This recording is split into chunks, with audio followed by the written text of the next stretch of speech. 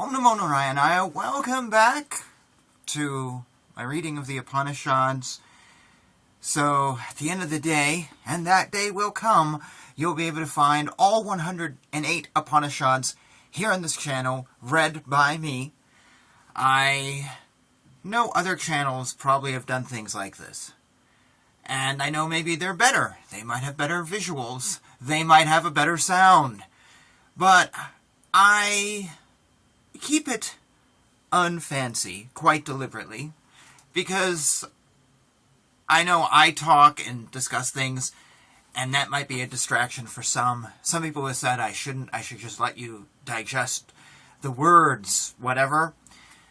But I kind of talk because I don't want this to be an audio book or perceived as such. But I figure if I have lots of visuals and flashing things, that might be even more of a distraction. So it's just the words. And I also want you to know that I'm putting my heart and soul into recording these videos. I'm not pressing a button and having AI read a script. I am doing these videos, and they can take me a long time. Hours and hours and hundreds of hours have been made in doing this for your benefit. So you know that someone actually cares, and cares about you, and cares about getting these scriptures out. So, yeah, I guess I'm bragging a little bit. I don't mean to, but I just, this is such a huge undertaking, and I think it's really important. Also, I know it's hard to find the scriptures. I found them in 2 locations online, and there is no book published with all 108. There is like 320 or so scriptures, but the rest are either Sanskrit only, or they're adaptations, or they're questionable. And sometimes they get up to the current day with contemporary gurus adding to the Vedic canon, which a lot of us kind of go, not too sure about. So this is a way of helping you find the scriptures. Just if maybe you just can't find them. So yeah. Anyways, I'm just rambling off the cuff here to introduce today's video, which is a reading of Adhyatma Upanishad. Fairly short. In the cave of the body is eternally set the one unborn. The earth is his body. Though moving within the earth knows him not. The water is his body. Though moving within the water knows him not. The fire is his body. Though moving within the fire knows him not. The air is his body. Though moving within the air knows him not. The ether is his body. Though moving within the ether knows him not. The mind is his body. Though moving within the mind knows him not. The intellect is his body. Though moving within the intellect knows him not. The ego is his body. Though moving within the ego knows him not. The mind stuff is his body. Though moving within the mind stuff knows him not. The unmanifest is his body. Though moving within the unmanifest knows him not. The imperishable is his body. Though moving within the imperishable knows him not. The death is his body. Though moving within death knows him not. He, then, is the inner self of all beings, sinless, heaven-born, luminous, the soul Narayana. Superimposition is the thought, I am, and mine are the body, the senses, etc., which are all other than the self. Through devotion to Brahman, the wise man should repudiate it. Knowing oneself to be the subject, the witness of intellect and its operations, reject the idea of the self being other than the subject, identifying the I with that subject. Rejecting conformity with the world, the body, and the Shastras, remove superimposition on the self. The mind of the yogin perishes as he stays without intermission in the self alone, knowing, through reasoning, shruti, and experience, that one is the self of all beings. Without granting for a moment even a toe-hold for sleep, gossip, verbal exchanges, etc., and self-forgetfulness, meditate on the self in the self. Casting the body far aside, the offspring of parental exudations, as its status is no better than that of an outcast, and becoming Brahman, seek fulfillment. Dissolve the self in the Supreme Self as the pot space is dissolved in infinite space. Then, as the infinite be silent forever, O sage. Having become the self-luminous substratum, as being, reject both the macrocosm and the microcosm, which are but abodes of impurities. Locating the body-bound I sense in the ever-blissful spiritual self, renounce the subtle body, eternally be the absolute, knowing I am that Brahman, in which this world appearance exists like a city reflected in a mirror. Find fulfillment, O sinless one.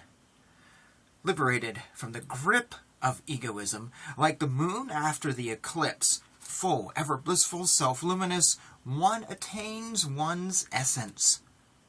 The destruction of actions leads to that of thought. Thence results the dwindling of innate impulses to act. The obliteration of innate impulses is liberation. It is held to be freedom in life. At all places and by all means, perceiving everything as spirit, one achieves the dissolution of innate impulses as it strengthens the attitude of universal goodwill. Never should one be heedless in devotion to Brahman. Heedlessness in death, so aver the philosophers of Brahman in regard to this science. Just as a pulled-up water reed stays not still even for a moment, so does Maya ceaselessly envelop even a wise man if he averts his face from the truth. Whosoever wins absoluteness while alive continues to be absolute even after death. Rooted in concentration, O sinless one, remain steadfast. With the vision of the non-dual self through unwavering concentration comes the dissolution without residue of the knots of ignorance in the heart, strengthening the sense of self vis-a-vis this vision and rejecting it vis-a-vis the ego, etc. Remain indifferent to them all as to objects like pots and clothes. All things from Brahman down to clumps of grass are nothing but unreal adjuncts. Distinct from these, see oneself existing as the immutable plenum. Oneself is Brahman, Vishnu, Indra, and Shiva. This entire world is oneself. Other than the self, there is nothing. After repudiating all objective appearances superimposed on oneself, one remains alone as the supreme Brahman, full, non-dual, stirless. The world is a postulation, as good as non-existent, in the one reality that is immutable, formless, unqualified. Whence is the difference? In the one reality, devoid of distinctions like the percipient, perception, and the perceived, and all sufferings, in the absolutely full spiritual self, like unto the ocean at the time of cosmic dissolution. Whence is the difference? Darkness implicit in it as in light is the cause of delusion. Whence is the difference in the supreme non-dual and unqualified reality? In this uniform and supreme reality, how can the agent of differences dwell? In deep sleep that is nothing but bliss. Who has perceived the difference? This perception of difference is rooted in the mind of the percipient. There is none of it in the absence of the mind. Therefore, concentrate the mind on the Supreme Self as the subject. Upon realizing the self that is impartite bliss as one's own essence, there follows the savoring of the timeless bliss that is the self, both externally and internally. Of detachment, the fruit is knowledge. Of knowledge, the fruit is withdrawal. Experience of self as bliss leads to peace. Again, peace is the fruit of withdrawal.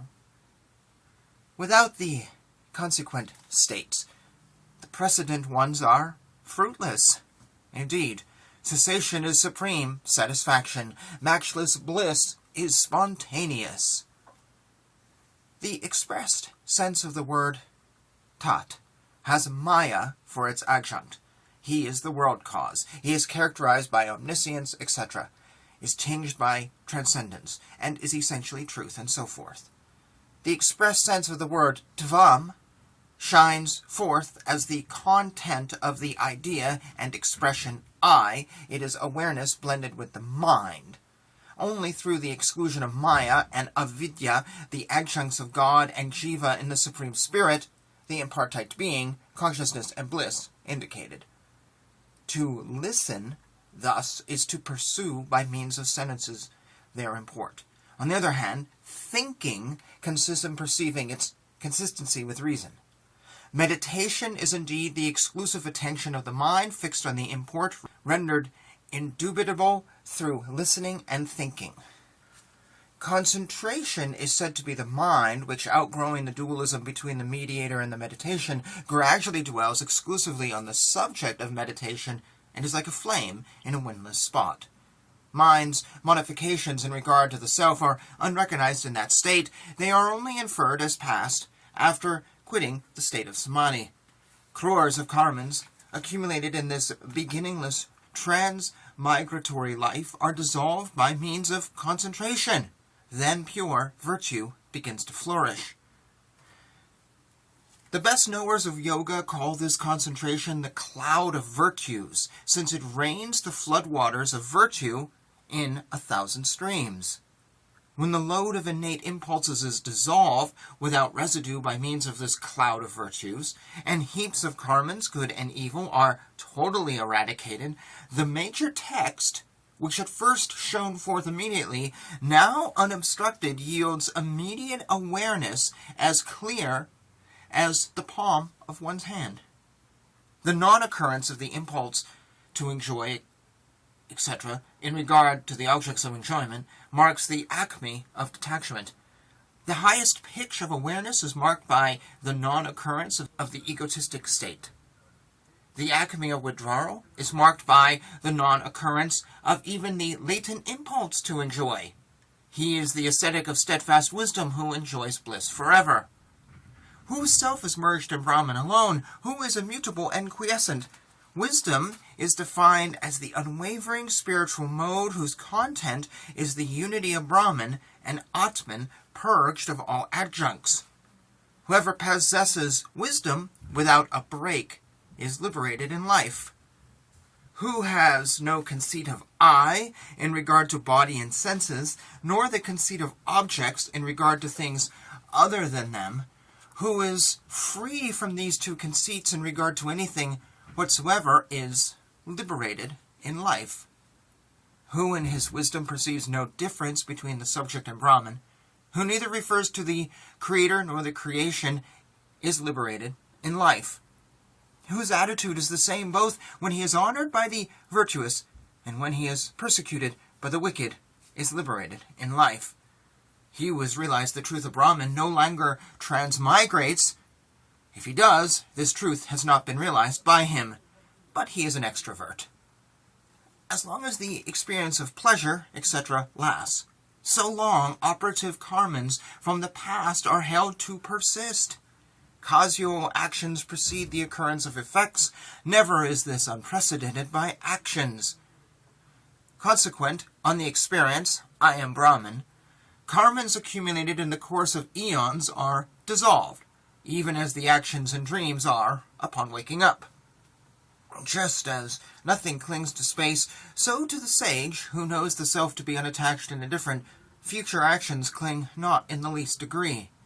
Just as space is unaffected by the smell of liquor, though it touches the pot containing the liquor, so is self unaffected by the attributes of its adjuncts. Karmas done before the dawn of knowledge perish not as a result of that knowledge. They must produce their proper effect, even as an arrow shot to hit a target stops not before hitting it. The arrow discharged to hit what was taken for a tiger stops not, though the target is known to be a cow. The target is hit with full force, whatever it is. I am unaging. I am unmortal. How can one who knows his self to be such and lives that knowledge fabricate operative past actions? Then only is operative past action real when one mistakes one's self to be the body. The treatment of the body as self is improper. Therefore, reject the notion of operative past action. The fabrication of operative past actions is also, indeed, a delusion due to this body. How can the superimposed be real? How can the unreal be born? How can the unborn perish? How can the unreal own operative past actions? To answer the dull-witted who doubtfully ask how this body persists if the entire effects of nescience with their cause are destroyed by knowledge, Shruti, with an outward eye, propounds the theory of operative past actions, not to suggest to the wise that the body, etc., are real. A total plenum, without beginning and end, measure and change, massed being and intelligence, massed eternal bliss, undiminishing, with the sole Saviour of the subject, full, endless, behold all, neither to be shunned nor seized, neither to be held nor propped, beyond inert forces and actions, subtle, certain, unblemished, whose essence is beyond thought, beyond mid and words, existent, a plenitude, self-proven, pure, awake, and matchless, only, one only is non-dual Brahman. Here is no plurality at all. And here is the end of another Upanishad. Thank you for joining me in this. Jai Shri Krishna.